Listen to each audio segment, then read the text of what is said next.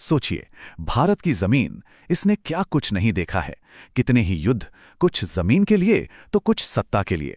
लेकिन एक लड़ाई ऐसी थी जो इन सब से बिल्कुल अलग थी। ये लड़ाई थी आन बान और शान की। जी हां, हम बात कर रहे हैं हल्दी घाटी के उस महासंग्राम की। तो सवाल ये उठता है कि एक ऐसी लड़ाई जिसका कोई साफ साफ विजेता ही नहीं था, वो आखिर एक मिसाल कैसे बन गई। चलिए इसी गुत्थी को सुलझाते हैं।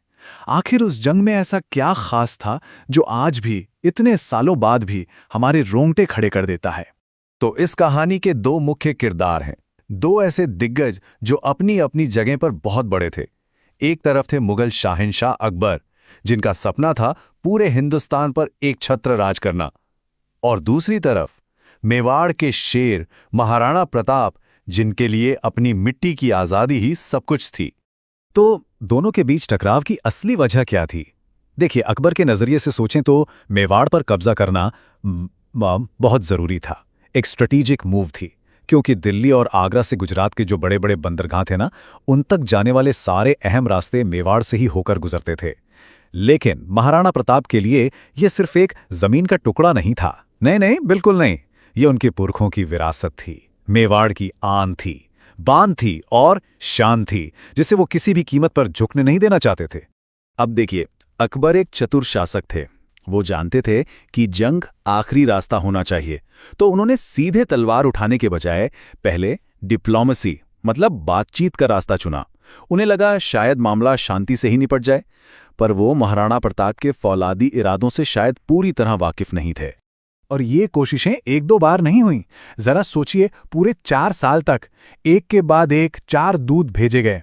पहले जलाल खान, फिर मान सिंह, फिर राजा भगवान दास और आखिर में टोडरमल। प्रस्ताव हर बार एक ही था कि मुगल सल्तनत की हुकूमत को मान लो, और महाराणा का जवाब भी हर बार वही था, बिना किसी लाग लपेट के, मेवाड़ आज़ाद था, आज़ाद है और आज़ाद ही रहेगा। तो अब महाराणा प्रताप एक ऐसे दोराहे पर थे जहां एक रास्ता था मुगल सल्तनत की अधीनता स्वीकार करके आराम की जिंदगी जीना, और दूसरा रास्ता था संघर्ष का, कांटों भरा लेकिन आज़ादी और सम्मान का। और बात यहां तक पहुंच गई थी कि उनके अपने सगे भाई जगमाल, वो भी मुगलों से जा मिले थे। लेकिन महाराणा ने अपने सिद्धांतों से कोई समझौता नहीं किया। उन्होंने वही कठिन रास्ता चुना जो स्वाभिमान की ओर जाता था। तो जब सुलह की सारी कोशिशें नाकाम हो गईं, जब शब्दों की जगह नहीं बची, तो फिर यह तय हुआ कि फैसला अब तलवारें करेंगी। और अब हमारी कहानी उस ऐतिहासिक मैदान पर पहुंचती है जिसकी पीली मिट्टी योद्धाओं के लहू से सिंदूरी होने वाली थी। वो मैदान था हल्दी घाटी। अच्छा, लड़ाई की बात करने से पहले एक फौजी शब्द समझना बहुत जरूरी है, और वो है हरावल। हरावल का मतलब होता है सेना की सबसे अगली टुकड़ी, द वैनगार्ड। जंग में दुश्मन से पहला मुकाबला यही टुकड़ी करती है। मतलब ये वो जगह है जहां सबसे बड़े शूरवीर होते हैं और जहां खतरा भी सबसे ज्यादा होता है। और फिर वो दिन आया, 18 जून 1576। इतिहास के पन्नों में ये तारीख हमेशा के लिए दर्ज हो गई। यही वो दिन था जब दो ताकतवर सेनाएं, दो अलग अलग विचारधाराएं और दो महानायक आमने सामने थे। जैसे ही जंग का बिगुल बजा, महाराणा प्रताप के शूरवीरों ने एक ऐसा जबरदस्त हमला किया कि मुगल सेना में भगदड़ मच गई। उनके पैर उखड़ गए, कई तो भाग खड़े हुए। लेकिन ठीक उसी वक्त मेहतर खान नाम के एक मुगल अफसर ने एक अफवाह फैला दी, एक झूठी खबर कि अरे, बादशाह सलामत खुद अपनी फौज लेकर आ रहे हैं। बस ये सुनना था कि भागती हुई मुगल सेना में जैसे एक नई जान फूंक दी गई हो। इसके बाद तो मैदान हाथियों की चिंगाड़ से गूंज उठा। एक भयानक गज युद्ध हुआ, और इसी उथल पुथल के बीच जब महाराणा ने मान सिंह पर सीधा हमला किया, तो उनका सबसे वफादार साथी, उनका घोड़ा चेतक, वो बुरी तरह से जख्मी हो गया। अब सोचिए, महाराणा खुद घायल हैं, उनका घोड़ा घायल है, और वो चारों तरफ से दुश्मनों से घिर चुके हैं।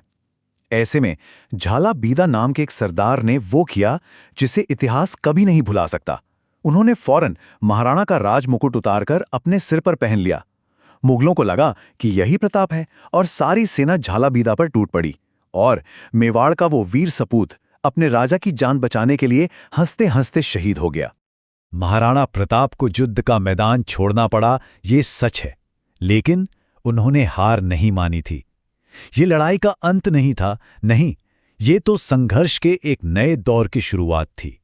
असली जंग तो अब शुरू होने वाली थी। और यहीं पर हम वापस अपने उसी पहले सवाल पर आ जाते हैं कि आखिर हल्दी घाटी की लड़ाई जीती किसने? अगर कोई साफ नतीजा नहीं निकला तो फिर असली विजेता कौन था? तो चलिए हिसाब किताब देखते हैं। मुगलों को क्या मिला? हाँ, उन्हें जमीन मिली, गोगुंदा का किला उनके कब्जे में आ गया। लेकिन उनका असली मकसद क्या था? उनका असली मकसद था महाराणा प्रताप को जिंदा या मुर्दा पकड़ना, और वो इसमें पूरी तरह नाकाम रहे। तो हाँ, प्रताप ने मैदान जरूर खोया, लेकिन अपनी आज़ादी, अपनी संप्रभुता उस पर आज तक नहीं आने दी।